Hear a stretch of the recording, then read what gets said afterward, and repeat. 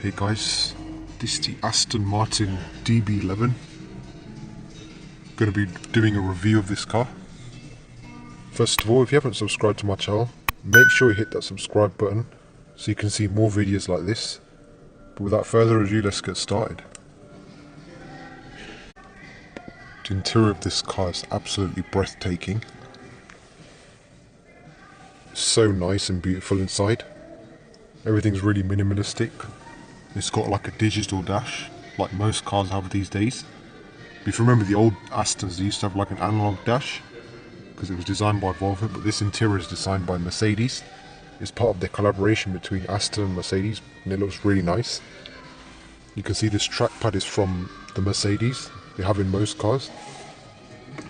This button kind of opens, which is really nice, so you have storage space. If you press this, it closes again. You can adjust the seats over here. It's the electric seats. This is to go back. This is to go front. Make it go front like this as well. It's really nice.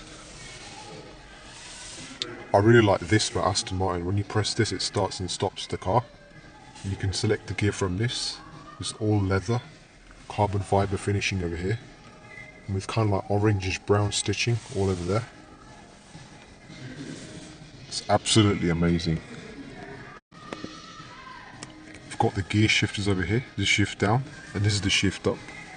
The Aston Martin logo over here. You can control some of the infotainment system using these buttons from here. It's really nice, the interior. For a supercar, it's absolutely amazing. Even the passengers got really good space over here. Nice bucket seats. You got the air vents over here. This is actually like a four-door supercar, so you got spaces for two passengers at the back. Pretty adequate space, not too much but decent. You got leather over here as well. You can see that Aston hasn't really cut corners on the interior. It's really nice. From here you can control like the telephone, the media, the radio, the navigation. You got the 360-degree camera, the parking. You can unlock and lock the car from over here, and the hazard lights. And all this is really reminiscent from the Mercedes. As I said, they've worked on a partnership together, so the interior is from there.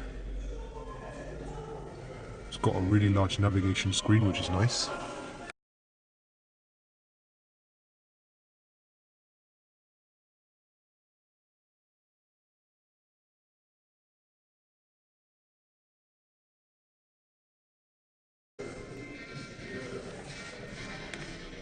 Also got a little light over here, which is really nice and handy.